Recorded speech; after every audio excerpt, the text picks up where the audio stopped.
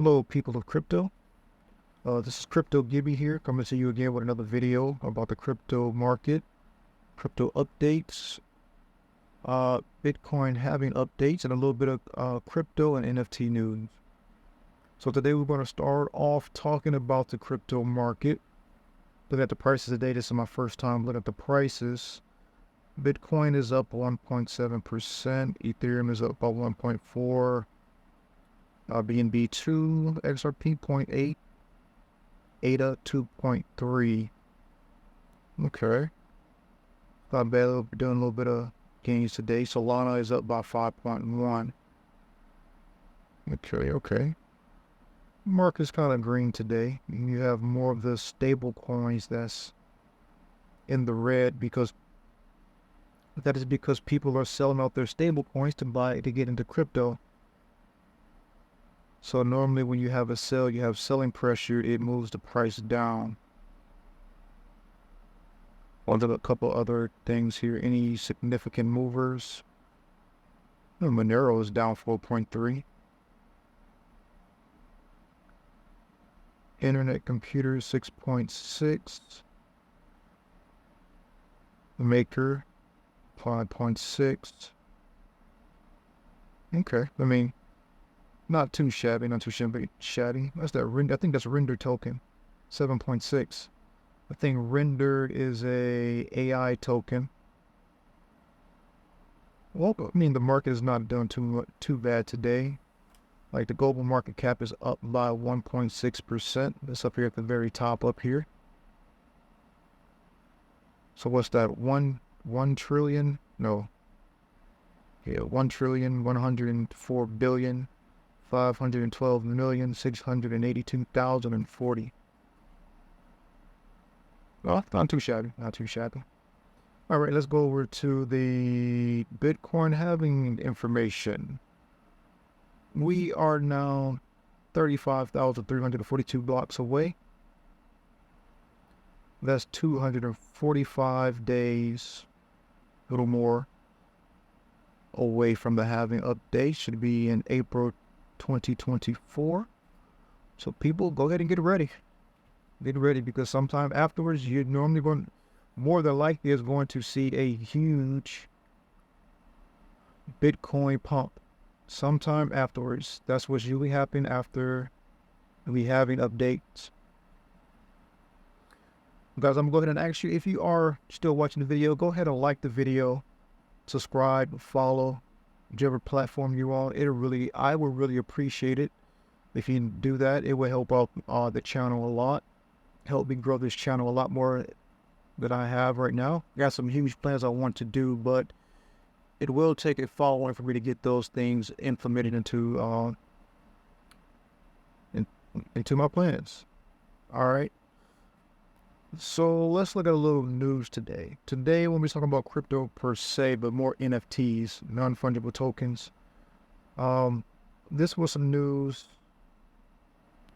I looked at a couple of days ago, but I didn't really read the article. I seen the headline, but I didn't necessarily read it here. So, one of the first and the largest NFT marketplaces was OpenSea. Well, let's go back before I even go into this. So, NFTs, one of the core features of NFTs was that if an artist creates any type of work, that artist can get paid royalties on his art previously. It's not like physical real world art. What if an artist creates a piece and it's in a resale market? Artist never gets any royalties on those sales anymore. No matter if the piece that he sold it for $5 originally, if it ends up selling for thousands of millions later on, years down the line, that artist never gets any royalties from that piece.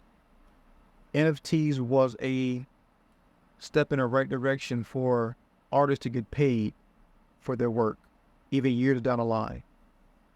So that's why a lot of artists moved to NFTs, and a lot of people who was never even artists per se, they created work, their intellectual property and they get paid royalty fees on that art.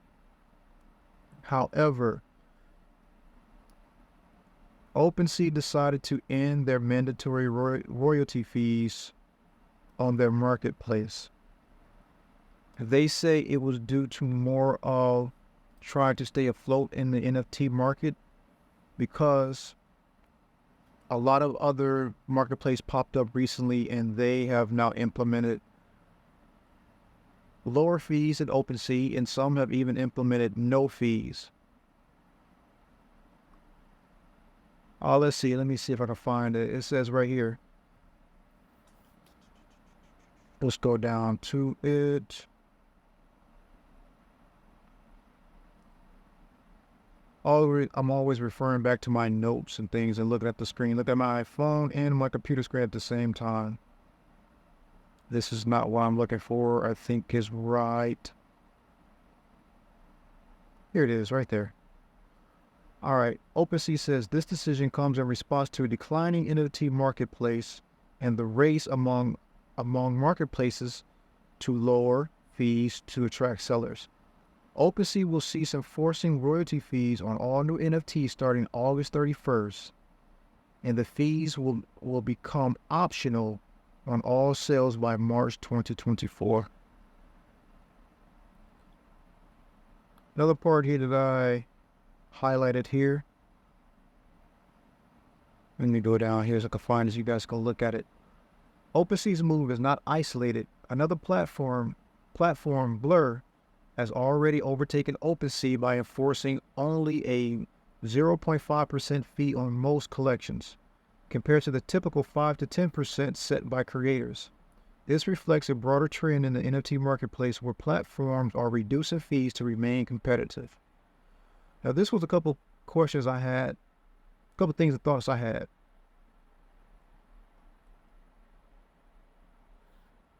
I said soon artists will be missing royalty fees completely going forward. That's a possibility.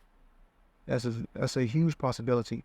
And what they also want to do, they want the NFT space to innovate new ways of monetizing artist collections. Who knows when that could be? That can be several months from now, several years from now. And at the same time, that's where a lot of artists could be missing royalty fees.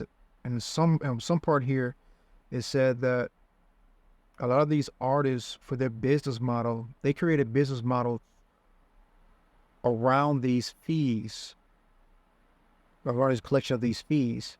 So especially if NFT project probably like a game or something per se, if their business model was to collect fees, and then those fees was actually redistributed to the players, that can have a dramatic effect on the whole game itself.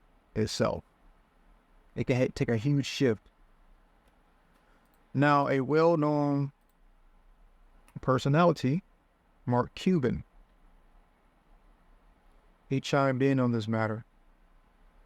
Mark Cuban says, it's a huge mistake that would hurt the industry and diminish trust in the NFT space. I'm gonna go back, instead of going through this article per se here, I'm going to go to the tweet he put right here. There it is. Not collecting fees and paying royalties at NFT sales is a huge mistake by OpenSea. It diminishes trust in the platform and hurts the industry. And I say this as an OpenSea investor. So he's actually invested in OpenSea as well. So there was another tweet he made that was in response to someone else. I can't bring up I'm not signed in here. Let me just read the whole tweet here there was another guy called Mark Cooler.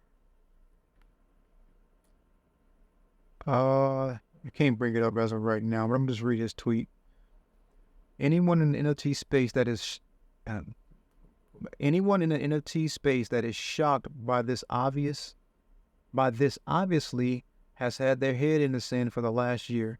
OpenSea didn't have a choice unless they wanted to lose all market share. Now we need to fix the tech so royalties can be avoided. But until then, if people don't have it just cut off there. Seemed like there was more to go. But okay. Mark Cuban's response. No question, the fact that they can't be enforced across platforms is a problem that needs to be fixed. But the optional royalty approach kills future applications that go far beyond collectibles, which is where most money will be. Now, me personally, I'm in agreement that the tech needs to be upgraded so the royalties cannot be avoided. However, this is the question I had. What happens if an NFT project decides to move to another blockchain that has lower or no royalty fees? Because that's definitely a possibility. If a blockchain implements into their code a mandatory 10% fees on any movement of the NFT, like any movement, another blockchain can come around and create their blockchain to implement no fees. And the only thing an NFT project have to do is just port their entire collection over to that new blockchain. So that means all blockchains will either have to work together to implement those fees broadly across all blockchains for that to be solved. It's a sticky situation. That's if that is a possibility. I don't know as of yet. That's a question I still have it in my head. But anyone in the NFT space, this is going to be a huge shift.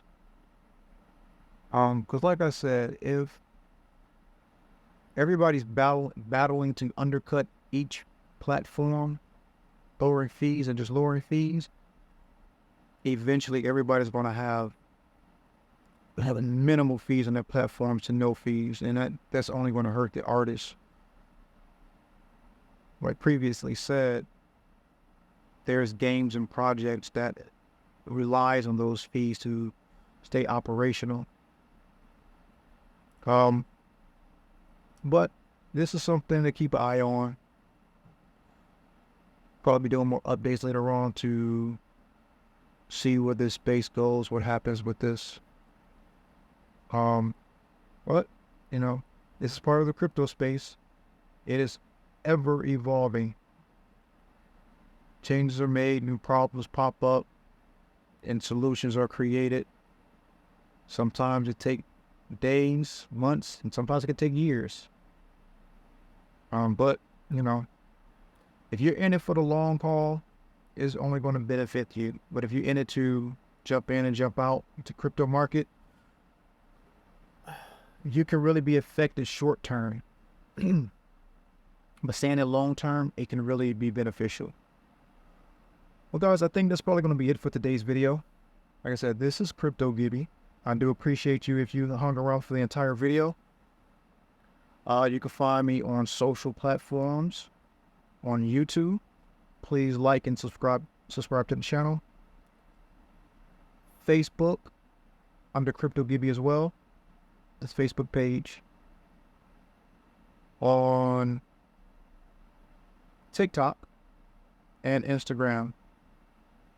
I have other social media platforms I will be working on and to put content there.